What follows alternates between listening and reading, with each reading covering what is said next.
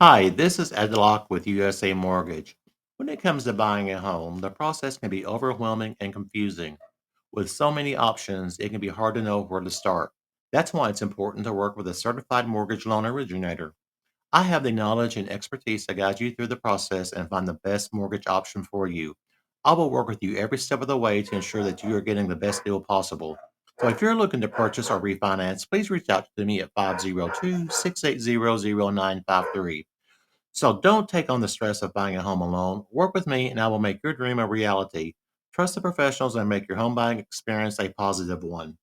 MLS ID 448908, DAS Acquisition Company, LLC, doing business as USA Mortgage, MLS ID 227262. This is not a commitment to lend. Additional terms and conditions apply. USA Mortgage is equal housing opportunity.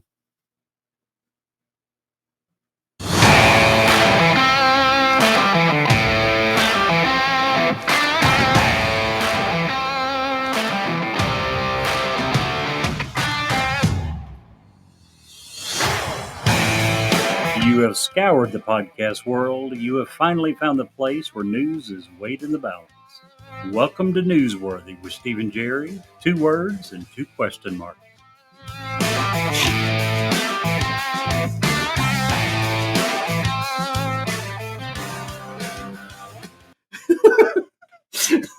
I'm sorry. Mr. Steve is over here poking a finger through the closed fist of the other hand. Not for sure what he's trying to insinuate. So a few weeks ago, we started changing things up a little bit, and we started with a teaser before the music hit. Okay. So before the show started, you were like, "Hey, let me intro this because I really got a way I want to do it." I just meant the segment, not the teaser. Well, that's what I thought you meant was the Okay. tezer. Gotcha. So that's what I pointed to you, and you was like, "I was like, okay, How we'll do you just want hit me the to do? music."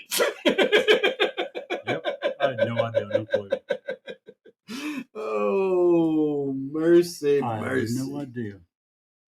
Well, you know, Jerry, Not a whole lot. I know it's finally cooled down in central Kentucky, and I am extremely happy about that. It may be short lived, not maybe. I think the forecast is saying within a couple of days it's back in the 90s, but today was 80, 81 yeah, it for a was high. Beautiful gorgeous. weather. Yeah, I like Humidity this. was almost zero. It just Oh, gorgeous so weather. Yeah. For people who don't know about the South, they're talking about the heat wave out west. That's a big heat wave. We get that. It's 106, or I think Death Valley last week was 129. Well, what we talked about last week, Phoenix went for like Yeah. 30 days, minimum of 110. Yeah, but that doesn't compare to the South. And the humidity. You start throwing the humidity, that's heat. Heat. Yep. And That it's is for like sure. it stops at the Mississippi River. Like New Orleans in the summer is downright oppressive. Oh yeah, big time. Like it's the summer hates you in New Orleans, but Yeah. you go into Texas and it starts getting better almost instantly. It's like Yeah. Texas is a beacon of sunshine and warmth and just loves everyone. I agree with everything you said, except do you remember me too? I think it was last week when I was talking about when we went to our managers meeting that was in Palm Springs. We flew into LA and it was, I don't know, 107, 108, 109 Oh, yeah. degrees. And before I went, I was asking people, in Palm Springs, extremely hot area, what's the weather going to be like? And it was, I don't know, end of July, 1st of August. And everyone was saying, yeah, it's hotter, but it's the dry heat. You probably won't even notice it. Took my first breath and the crap was burning my lungs, it felt like. And I'm like, dry heat my ass. This is freaking heat.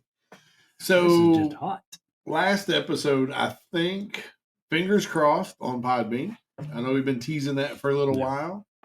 We need to quit saying that. It's almost like we're jinxing ourselves. I hope not. Well, we have this weekend. I have to go to Tennessee, so that's going to hurt us just a little as far as having time this weekend to iron out some kinks. But we are going to work on it tomorrow, and we have Monday and Tuesday. So I think hopefully so. I think we'll make it happen. But for most of the people, other than Double and Mochi, they'll never know. Yeah, they'll never know the difference. Hopefully, they will know a difference if they've ever listened to any of our episodes. They'll know that we changed a couple of things, not our host. Yeah, no, nobody cares about that except maybe Podbean.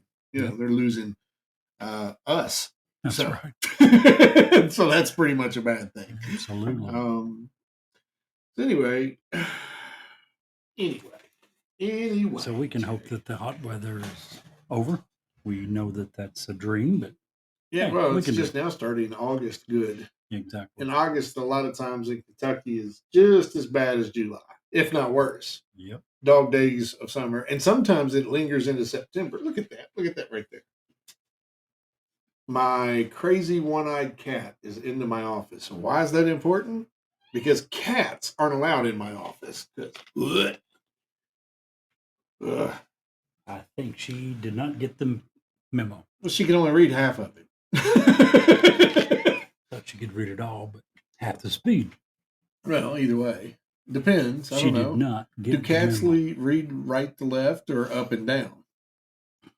Or are they like you and a little of both? As we found out with your check marks. Leave me alone on my check marks. Jerry, how do people reach us? Well, Tell they us. have a couple of ways. They can email us at newsworthy with Steve and Jerry at gmail.com. They can also reach us on our text line at area code 540-709-1318. Wow, that's good. Good stuff. We got a good show tonight. There's an absolute megaton of politic and political stuff happening this week. We got Trump's indictment again. Yep. We have Joe Biden's corruption and all of that starting to fester and starting to boil over a little bit. Joe Biden's son's corruption.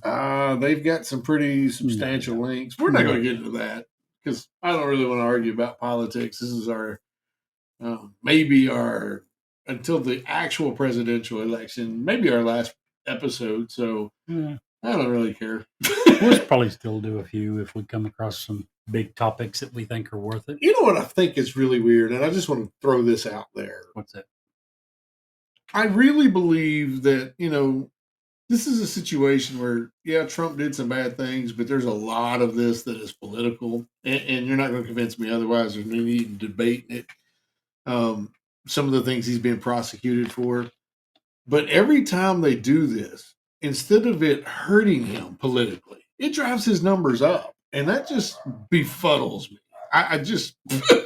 Well, if you remember, I think during the 2016 campaign, he made the comment if he was to shoot someone on Madison Avenue, that he didn't think it would hurt his numbers. He thought his base would still be behind him. And so far, everything he said is proven to be true. It doesn't matter what. Well, it's not even his base. I mean, his base numbers are his base, but his numbers still tick up. It's just crazy. Ticked up lately? Yeah. I hadn't heard that. Yeah, after the last indictment, they went up almost 10%, I think. What are they at? Almost 40. And they went up 10%? Well, he was at 30. Well, it's horrible. I mean, you can't get elected with those numbers. Either one, 30 or 40% in the GOP, and the next competitor is Ron DeSantis at 19-20. Holy crap! Then the GOP is going to lose. That's Either what I'm those numbers saying. go way up, or the GOP will lose. No, that's not everybody. That's just the GOP. And only 19% of the GOP like the number 2 guy, and only 30% like the number 1 guy. Was 30, now it's 40. Yeah. Of just, you're talking about 30% of the GOP. Right. Well, you Holy have to. crap. 40% far outweigh. I mean, that two alone is 60% of all your voters in the GOP. And then you Different have number. I thought you were dudes. talking about approval rating. No. Which would be 0 out of 100 for each and every one. Oh, no. Cumulative. I'm talking about all. Okay. All. Yeah. The percent that are for him. Right. And those numbers keep ticking up. So it's like, if big pie in the sky, air quotes, the Democrats are attempting to do this to knock him out of the election, it's going the wrong way. Oh, I don't think they are. When you look at Jack Smith's investigation, this started way before Trump, way before Trump announced that he was running. So that alone tells me that this is not something they've done in the last 8 or 10 months to try to influence the top GOP candidate. But it is what it is. A few weeks ago, to change topics, A few weeks ago, we talked about the Sphere in Las Vegas is the newest big building attraction. It's a sports arena, and is flipping amazing. Like I want to go to LA or Las Vegas just to see this thing. It is amazing. However, it has come under fire this last couple of weeks because the eyeball feature on it, where it looks like a big giant eyeball, Mm-hmm. has creeped out some of the residents who feel like the eye is following them. Well, I just thought that was a neat thing, and to me, that's one of the coolest features of it. They can do so much with it. It's just I could probably sit there and watch it for hours. It entrances me, and I don't know why. did you hear about the big sign that Elon Musk put on the Twitter building this past week? Uh-uh. You know that he's rebranding Twitter. It's no Didn't more till- Twitter, it's X. Didn't until the other day when I asked you about it. Yeah. For those that don't know, he's in the process of rebranding Twitter into X. And on top of their building in San Francisco, he erected a huge temporary sign that he was automatically in trouble with and being fined for because he didn't get approval, he didn't get permits, he didn't do anything. But this Typical huge, Elon. it's like 50 foot wide and 100 feet tall or whatever. And it's LED lights of an X, and it's strobing, Oh wow. and it's lighting up buildings a half mile away. Yeah, he's already had to dismantle it. He's got some huge fines to pay, and he could care less because I'm sure he factored that all in, and it was part of the price of the marketing campaign that he was running. So, Yeah. Wow. question: do you know why scuba divers fall backwards out of the boat? Why? Because if they fell forwards, they'd still be in the boat. I heard this the other day, and I was going to use it, and I was like, only I will think that's funny. I'm glad that that's not the Well, that's case. funny as a joke right there. Because I just got a visual. Donk. Oh, mercy. Absolutely. Hello, Nassim. Welcome aboard. So, Jerry, Yes. I used to be against organ donation. Okay. Yeah, it really bothered me. Recently, though, I've had a change of heart. Very nice. Nothing? You could see that coming a mile away.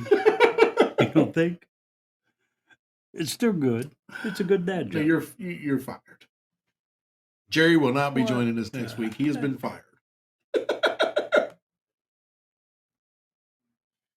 I'm trying to look something up real quick Oh, that I meant to include in my notes for the show. and you failed. See, And reason number 2. absolutely Jerry's getting failed. fired today.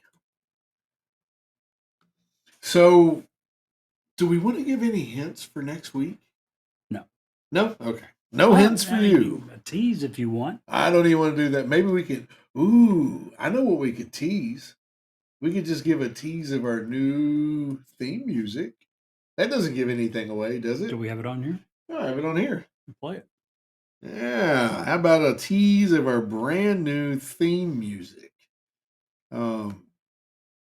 I'm pretty stoked by the whole process. I'm not gonna lie.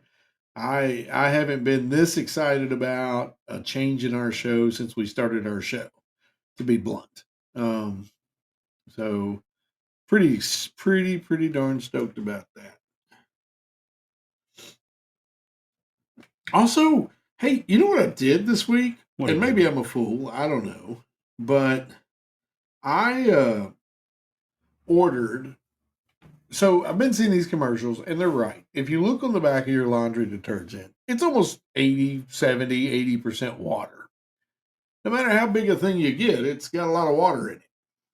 Yep. And those jugs, most of the time, unless you live in a very high-tech place, those jugs are not recyclable. And Jerry, you always talk about, because I'm a Republican, that I don't like the government. I don't care about the environment. So I ordered laundry detergent sheets from Earth Breeze. Good for you. Hypoallergenic. They come in a little small envelope that is easily um, recycled. The sheets dissolve completely, so there's no mess, no cleanup. I paid $20 for 60 loads. It's a little expensive, maybe, but they give away, for every 20 you buy, they give 10 away for homeless shelters or a charity of your choice. So Gotcha. I will let you know. Those will be here this week. I'll let everyone know how that goes later in the program, because I'm pretty stoked by having them. Very nice. I was looking for the email I sent you with our new music, and I saw that they had shipped, so that's why I brought it up. While you're finding that, Sure. I can't find the quote from Elon Musk that I was looking for, but I can. I know it well enough to say it. It's one of the best Elon Musk quotes I've saw in a long time. It said, "If you don't differ at least slightly from what your political party believes, you're not in a political party.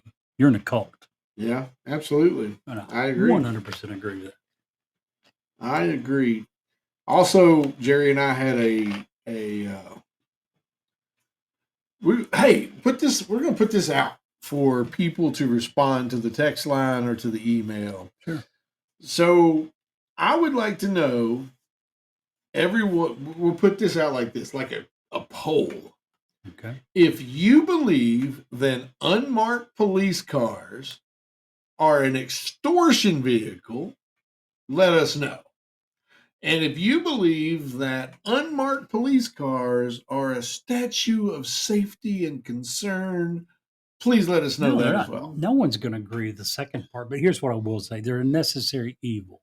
They make people like me who always speed. Always. Not sometimes, not most of the time, not if there's a need. If I'm driving and there's not someone in front of me that prohibits me from doing so, I'm breaking the speed limit always.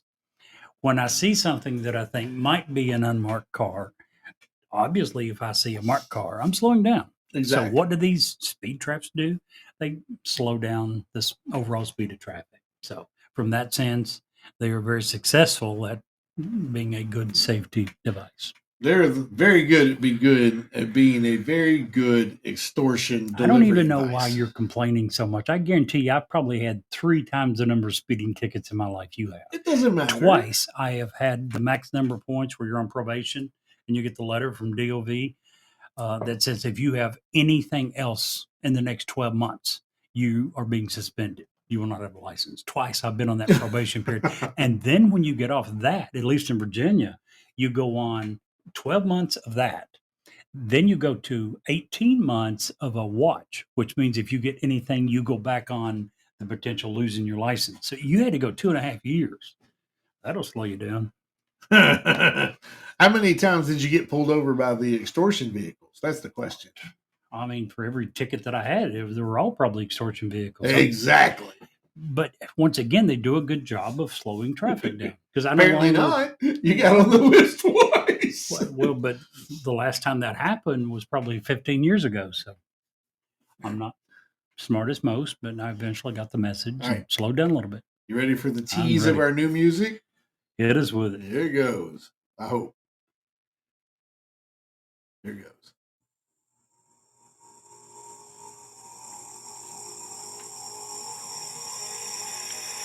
There you go. That's your tease. That's the tease. That's all you get. Oh, I'm so excited. So what are we talking about tonight, Jerry? What are we talking about? Yeah. Well, as usual, very important topics. The main one, I think, or the first one, is going to be the opposite of minimum drinking age, right? You want me to go ahead and go into it? Wait a minute, we haven't even heard your joke yet. Yeah, we did. Oh, that's right. My bad. It was so bad I forgot it was even a joke. Ouch. Well, considering we're 20 minutes into the show, we probably should go into our topics Yeah, we at probably some should. point. We have a minimum drinking age in this country, and you and I were talking about it a few minutes ago. It surprised me when I looked up and found that didn't happen until 1984. That's when the United States passed the National Minimum Drinking Age Act, which states that an individual must be 21 years or older. And my proposition is if we have a minimum drinking age, should we not also have a maximum serving age?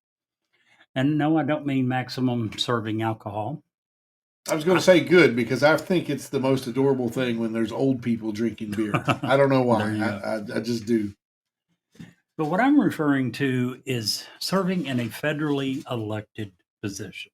Oh, wow. In other Yeah. words, politicians. And a couple of things happened this past week that made me think about this. First of all, I'm sure most everyone has heard and saw that Mitch McConnell was doing a press conference, and in the middle of a sentence, he froze. That's what the news is saying. That's what they're calling it. And I absolutely don't know of a better way to put it. For 23 seconds, mid sentence, Mitch McConnell froze. It probably was some sort of medical issue, mini stroke, who knows? Glitch in the matrix. We certainly hope that he's okay, first and foremost. I don't care who you are. And if you're a horrible politician, we don't wish, health issues on anyone. But Mitch McConnell stood there and froze for 23 seconds. They finally led him away, and he was gone for a few minutes. And they, I'm guessing, convinced him, you probably want to go back and let him know you're not dead. So he went back and answered a few questions, but they were basically yes or no answers. I mean, he didn't prove much by coming back to me. But the point is this: when you've got 80-year-old people like Mitch McConnell, like so many other politicians in Washington, Grassley, Feinstein, Pelosi. those two, by the way, are 90 or almost 90, will be 90 within a month or two. Joe Biden. Joe Biden, Donald Trump, if he's elected, will be past 80 before all of these. And this is not a political issue. This has got nothing to do with Republican or Democrat. This is just saying at what point should we no longer allow people of this age to lead our country, to lead the free world? Well, you and I were talking about it a little bit because we were trying to make sure that this last show that we do on this format is like really okay. My father-in-law, Mike, is a pilot for Delta, flies people, flies I think he flies a 777, 747, big jet full of people. His mandatory retirement age to fly passengers is 65. That was changed in 2007. 67, maybe. No, 65. Yeah, 65. 65. Yeah, in 2007, that was when it became 65. Do you know what it was previous? Probably 62. 60. 60. 60. Okay. Before 2007, 60. And you had to retire. Now, here's the point. When your father... You could switch from passengers, but you could still fly freight. You still can at 60, over 65. But I didn't mean to say that again. You could do what? You're allowed to still fly like UPS or FedEx. You just fly freight. You can't fly passengers anymore. That's all I'm saying. Commercial. Yeah. Passenger airlines. Yeah. On any size, even the small ones. Right. And the point is, when you're a pilot, who is it that's sitting beside you? You have a co-pilot. You have a co-pilot who at any moment is prepared and can take the controls. Yet our government believes, and to me, rightfully so, that there comes an age when you are at risk and should no longer be allowed to fly the plane, even with someone sitting beside you, a co-pilot. Now, our politicians, we have a vice president, but guess what? He doesn't go everywhere with the president. He's not beside the president the entire time. He's not always prepared to step in. Actually, it's a long, rigorous process due to medical emergency, not in death, but if there's a medical emergency, for him to be declared incompetent, he or she to be declared incompetent, and for the vice president to be put in as acting president. That's a long process. But yet we have no such age for president, senator, any elected politician. And by the way, it's not just pilots. You mentioned that pilots 65. Before 2007, it was 60. If you're a Department of State Foreign Service employee, in other words, if you're in another country, Department of State representing the United States, you have to retire at the age of 65. There are a few exceptions, but it's very narrow exceptions. If you're a federal law enforcement officer, a national park ranger, a firefighter, 57. Really? Cannot serve beyond the age of 57. Now, again, there is a few restrictions, one of which is if you have not achieved 20 years of service, they'll let you build up your years of service so you can retire. But you can't be a firefighter. You can't be a national law enforcement. You can't be an FBI agent. You can't be a national park ranger past 57. Wow. But you can be The a United people States that are senator at making 90. the people that are making those arbitrary age limits aren't putting those limits on themselves. Imagine that. Why? Well, it's money, power. Another example, if you happen to catch this on C-SPAN this past week, we'd mentioned earlier Dianne Feinstein. She turned 90 years old last month. She was in a meeting, a Senate Appropriations meeting, and they had a hearing. They had discussed this issue, and they had discussed it till it was dead, and they decided to have a roll call vote. And she was lost in the process. She thought they were still debating. The head of the committee, who was another Democrat, a friend of hers, had to tell her 5 times, just vote, yea or nay. We just need your vote. She continued trying to debate when they'd already had a motion and voted and declared that the debate was over. They had started the roll call. And this 90-year-old lady didn't even know what's going on. And my question is simply, is it in our best interest to take pilots, to take national firefighters, to take park rangers and say you can't serve past a certain age? But if you're president, if you're vice president, if you're a senator, if you're a representative, you can serve until you die, apparently. Well, here's the thing, and I brought this up when we were having our conversation, but I think it needs to be brought up here as well. I would really like to know, first of all, I'm under no impression that most politicians have any real connection to us voters anymore. They really don't. But if we can pretend for a second that they may understand the life of the average voter, at 80 years old, how do you connect with someone who's 20 to 40, 20 to 45? It's a lifetime. I mean, there's a lifetime of difference there. There is. You know what I'm saying? As far as the belief system, the thought processes of a 25-year-old, how as an 80-year-old will you connect with that person? I'm 48 and I can't hardly connect with 20-year-olds now. And it's just a generational thing. We think different. They think outside the box that we built, thinking outside the box. It's just a progression thing. I don't agree with this whole line of thought, but that I think is OCS's big claim to fame. It's probably why she won. That's why she continues to be in office. Plus the fact that she's in a liberal district.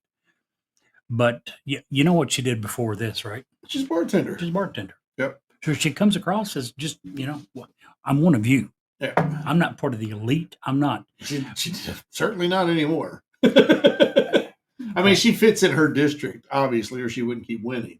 But see, and you bring up a very important point. Me and you can sit here and talk about term limits, or term limits would help this, but Sure. Age restrictions, all we want. But there's already something in place for that.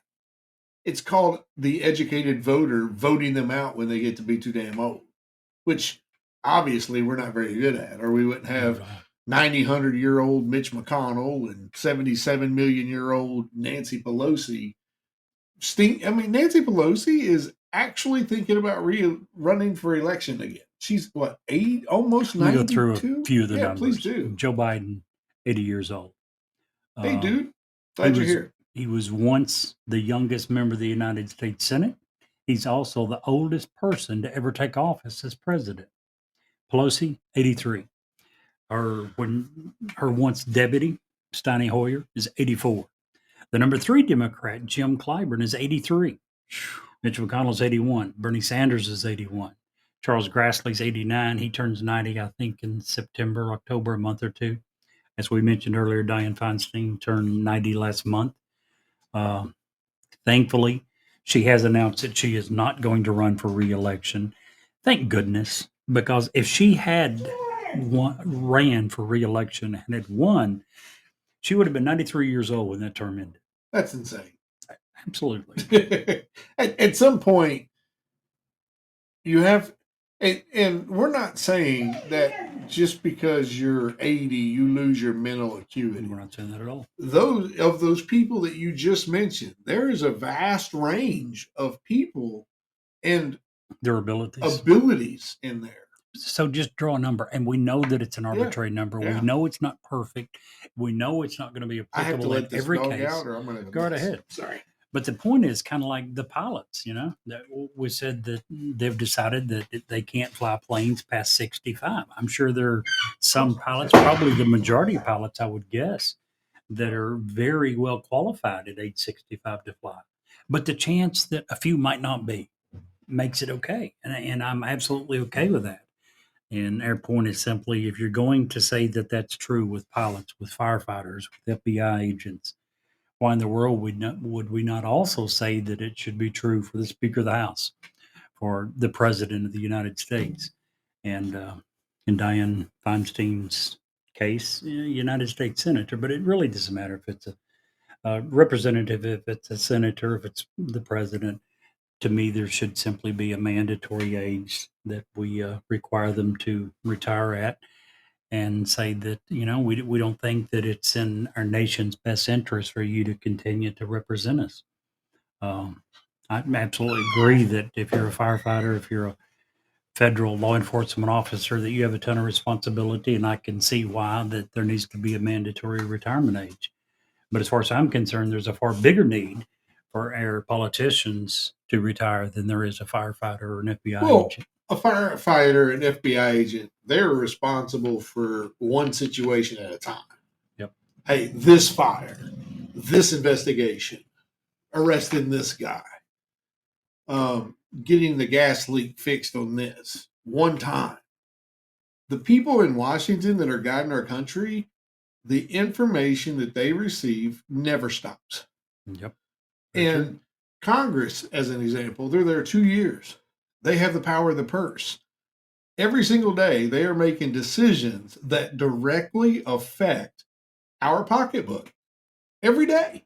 Very true. And if they don't have if they are beyond the abilities of thinking coherently, how in the world? All of the time. All of the time. Not part of the time, not some of the time, not most of the time. All of the time. All of the time. How is it that they can make the best decision for the American people? I think a lot of times these people forget that they are there to serve the American people. So many times in Washington, Mitch McConnell's, these people that we're talking about, Chuck Schumer, Nancy Pelosi, take your pick, right or left, doesn't matter. They get up there, they get soaked in this power. They get soaked in this ability to easily make money for themselves and personal enrichment. They forget why and who sent them there and why we sent them there. And that leads to these well, nobody can do it better than me. I've been here 6 years, or I've been here 3 terms, and I'm really good, and you really need me. Do we? Like you say, back to the arbitrary number. Yeah, pick a number. 70? Okay, 70. If 70 is the number, if you're going to turn 70 before the end of your next term, you don't get to run again. You're out. Yep. Period.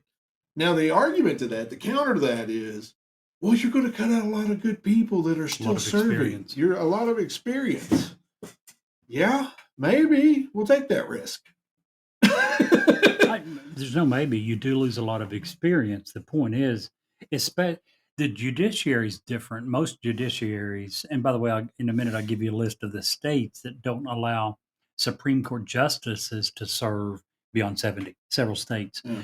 but those are typically put in for life, which I think is wrong too. I think there should be a term limit for United States Supreme Court justices. I don't think anything should be for life. But anyway, There's one thing that should be for life, what's that? and only my wrestling buddies are gonna get this. Okay, The NWO for life. Sorry. NWO for life, huh? If you're a wrestling fan, give me a hell yeah. Woohoo! Run into a few of your buddies last week. You said Yeah. at the bike rally in Cynthiana. hmm But yeah, Let me just cover that real quick while Sure. you brought it up.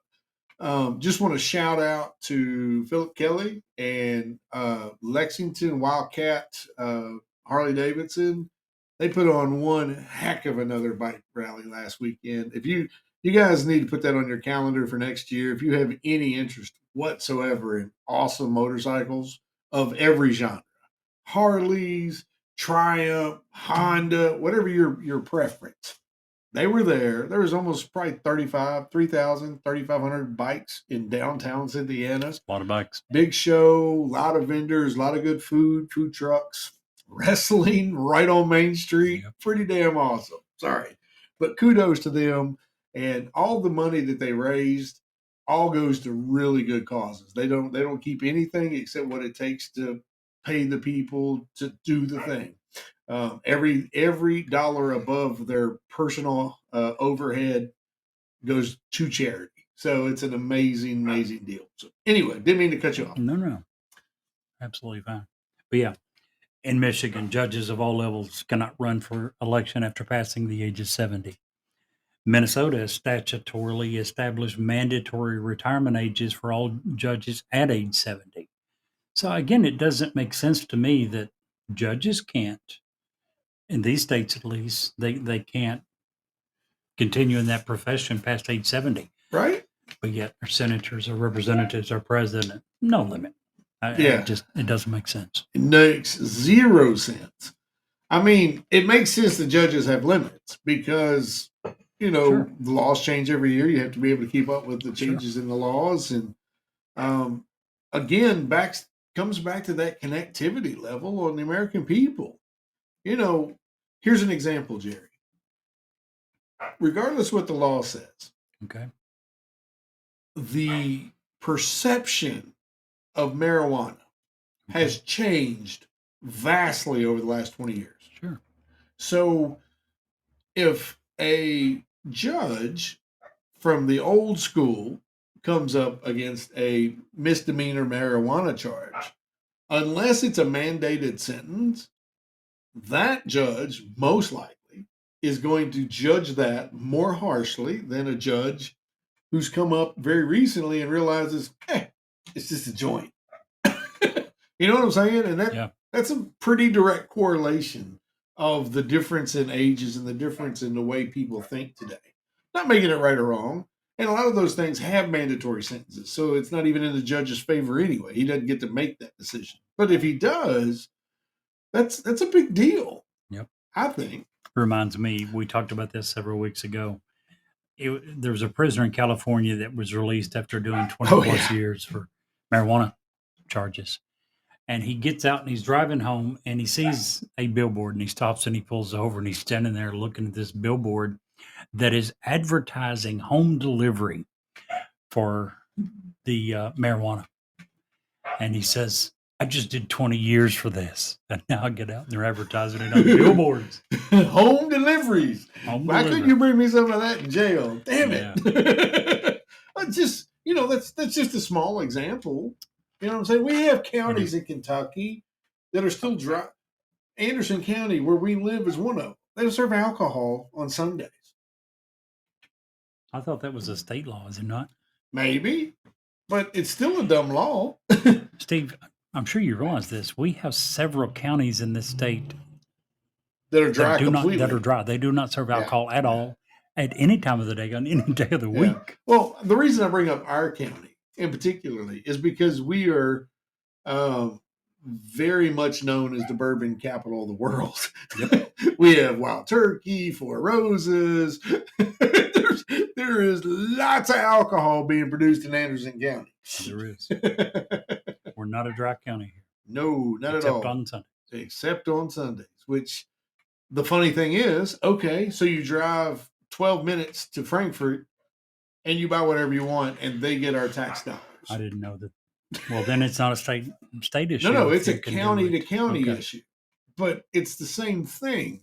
Old leadership within a county that makes these arbitrary votes that are just disconnected with the way that the world works these days.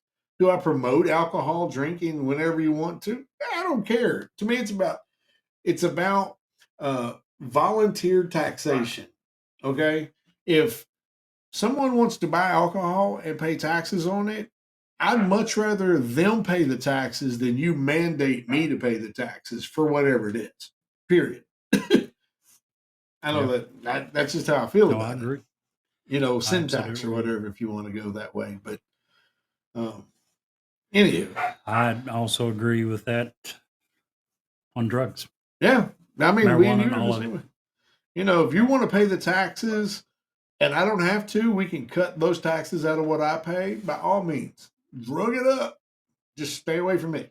We've proven that the war on drugs It's a doesn't failure. work. It's an It is a absolute failure. failure.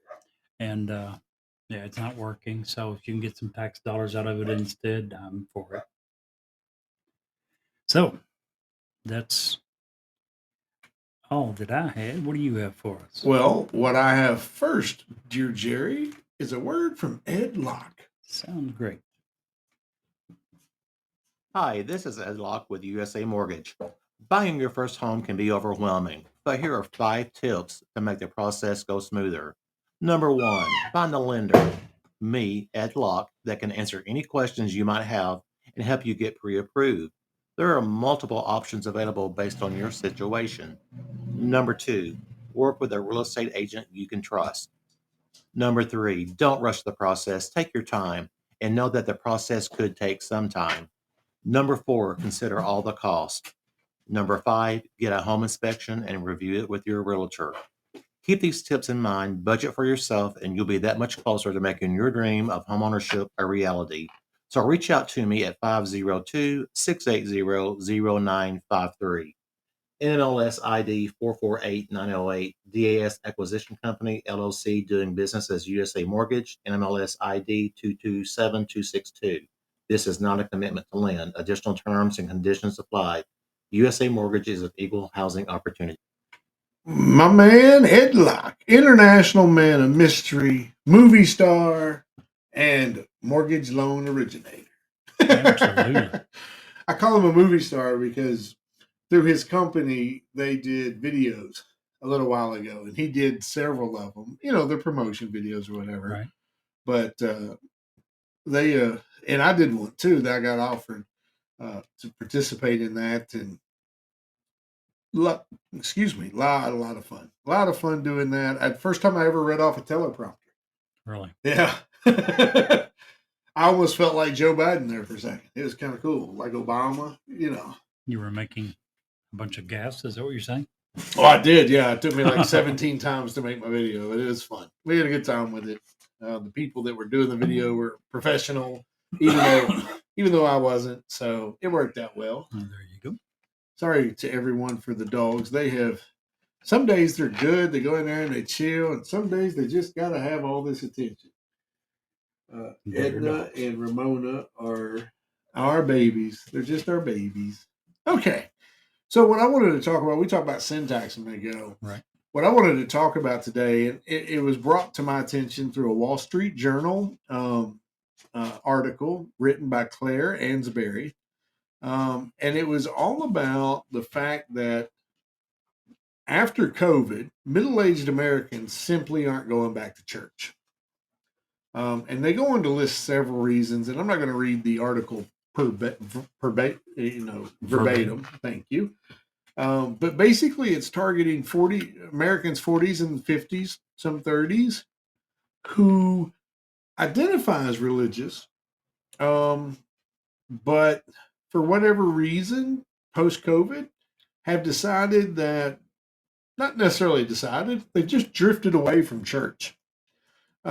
Now, we often on this show have had plenty of opportunities to um, talk about religious issues. You know, in the time that we've been doing this podcast, there's been a lot of religious things that probably could have been decided if it was more newsworthy or not. But we've stayed away from those issues for a couple of reasons, and the main one being there's nothing we're going to say or do here that's going to change somebody's mind about how they feel about God or church. Um, I know how I feel. I think I know, I know how you feel, Jerry. Your dad was a pastor, That it um, was. but this is something that I think crosses across all of that.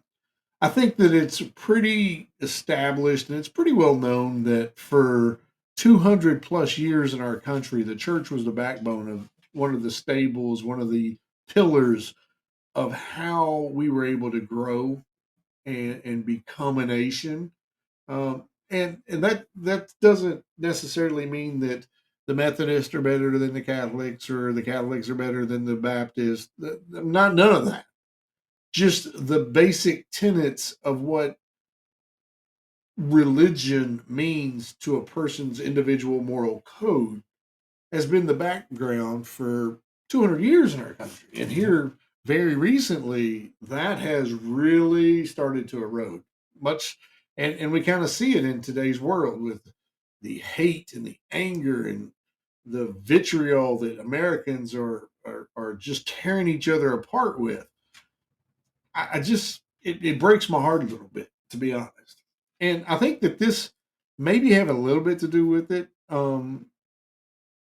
The fact that, first of all, let me backtrack just a hair. To me personally, a church is not a building; it's what's inside you. Um, but for this article, they're talking about going to a physical building, where in that physical building you should be able to connect with like-minded people. You would hope, and use that time to grow in your faith, whatever that faith is. Um, But anyway, that's my opinion. Let's get to the article. The article basically states that Americans in their 40s or 50s are often identify religion, but they're also right in the thick of raising kids, caring for aging parents like Jerry, juggling demands at their jobs, and that all spills into the weekend. So during the pandemic, many, because of restrictions on where you could go, if you could go to church, if church was even open, the restrictions on space in the church. You know, if you didn't have a big church, you couldn't have church because you couldn't separate people enough to do the 6 foot, the masking restrictions. So a lot of people got out of the habit of going to religious service on a regular basis, and they haven't came back. And I've even noticed that in my church that it used to be we our church since I started. I've been in the same church since 2004, and it has steadily grown. We added a new sanctuary. We've added new parts to the building, new parking to accommodate that growth. Um, and before COVID, even the new parts of the church was already starting to be overgrown to the point we were doing multiple services every Sunday to get everybody in. That's not the case. We're down to 2 services, and there's still room for more inside that. So even in something that I see every day, that's why this article stuck out to me a little bit because I wanted to kind of dig in and see what that was all about. So the percentages of people ages 39 to 57 who attended worship service during the week, either on in person or even online, fell to 28% in 2023. 28% is still a quarter of the population, right? In 2020, it was 41%. So 50%, it's dropped in just 3 years. According to a survey this year, this was the largest percentage point drop of all age groups examined in a survey of 2,000 adults conducted by the Cultural Reach Center in Arizona at Arizona Christian University. A lot of people have developed new ways of thinking during COVID. Many people say that if you have faith, you have faith, and you don't need the church. And that's really a shallow way of kind of looking at that, because it's really hard to grow your faith when you're not with. And this one person that they interviewed said, when you got faith, you got faith. I just don't think that going every Sunday makes you who you are.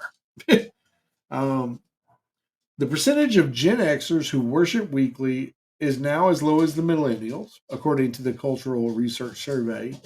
Baby boomers, and people ages 75 and older had the highest attendance rates, but those were only at 33 or 38 and 53% respectively. So still just half of Americans, even at the age where most Americans are drifting back toward God. The most targeted, turbulent churchgoers during the pandemic were my group, Gen Xers. Church attendance, however, has been declining for decades across generations. Less than half of U.S. adults belonging to houses of worship in 2020, compared to 70% in just at 1999. So 20 years? That's crazy. It lost 30% in 20 years.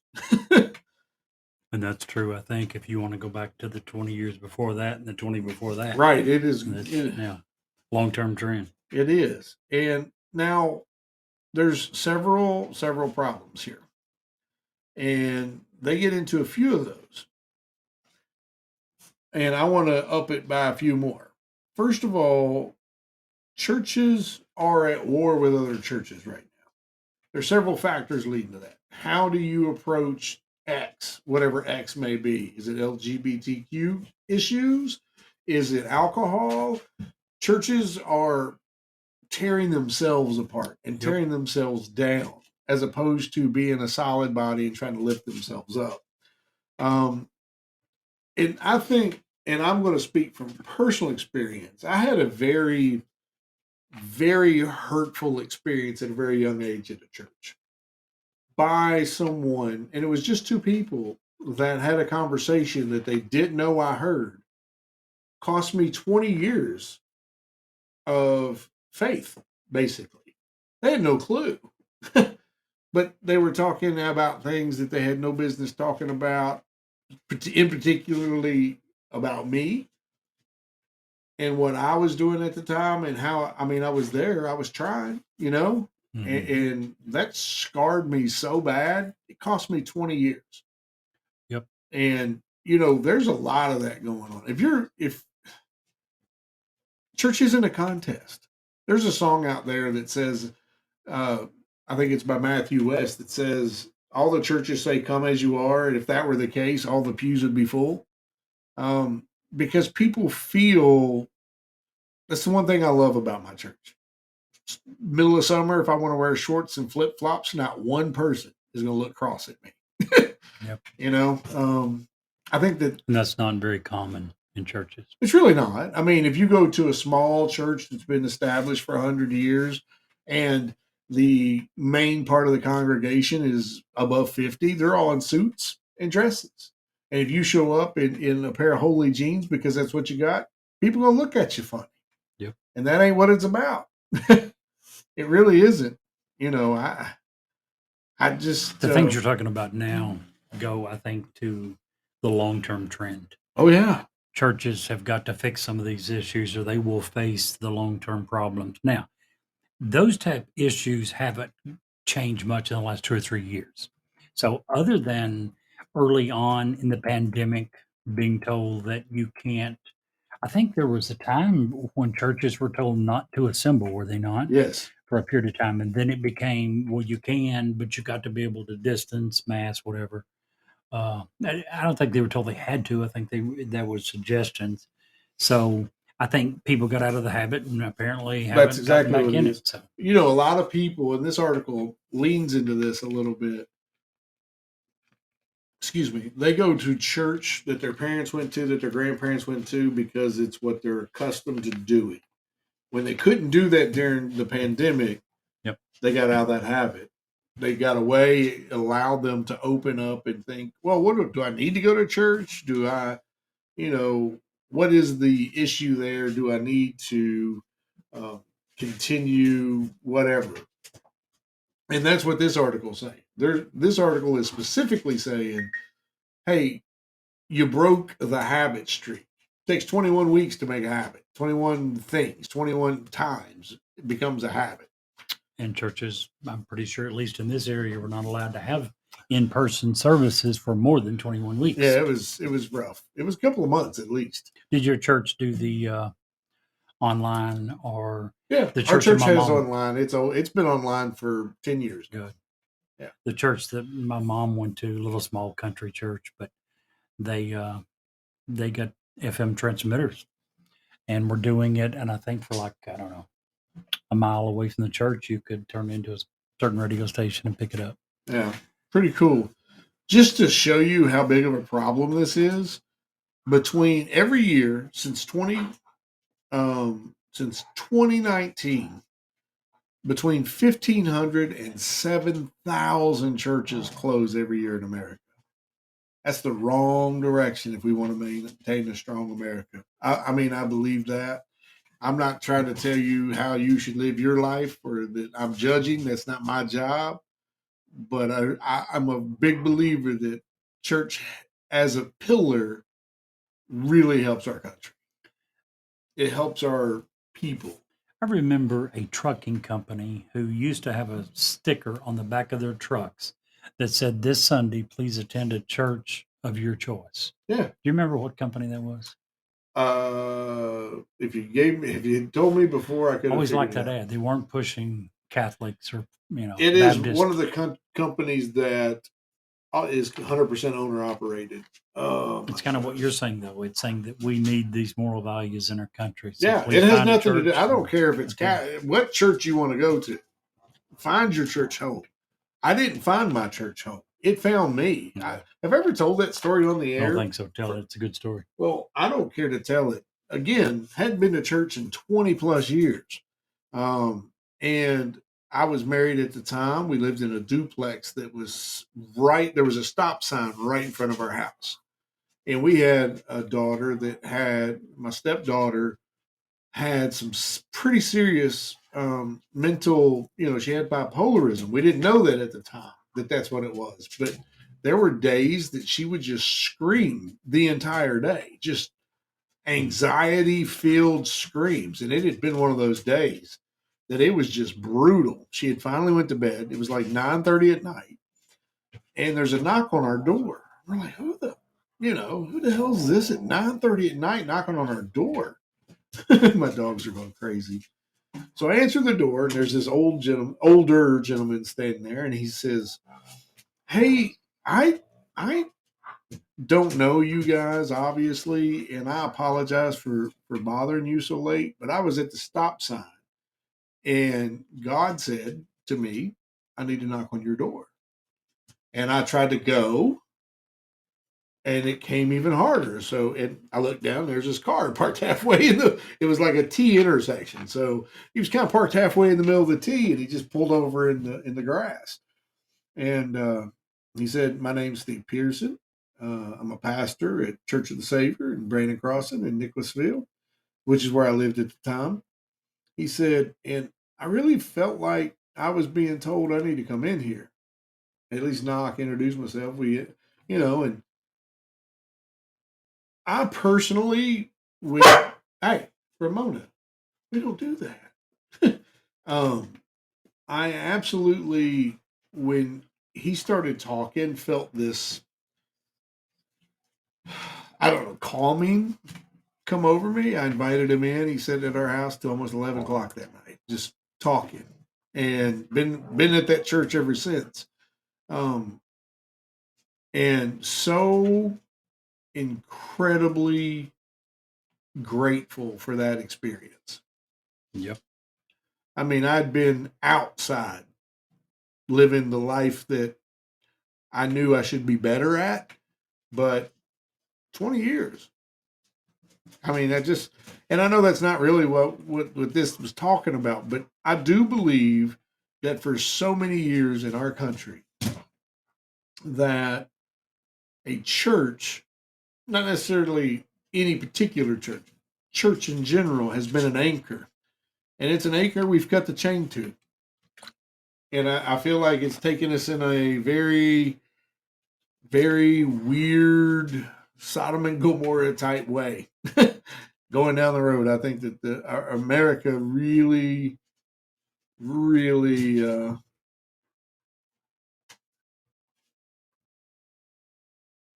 and you're right, Mochi. You don't necessarily have to go to church to prove your faith. You just don't. That's 100% correct. Wow, we had a lot of visitors. I wasn't even paying attention, Jerry. Did you see all that? No, I Wow. haven't either. Cool. Anyway, that was my whole thing. The numbers here are basically startling to me, that we've lost that much. And I just hope that we can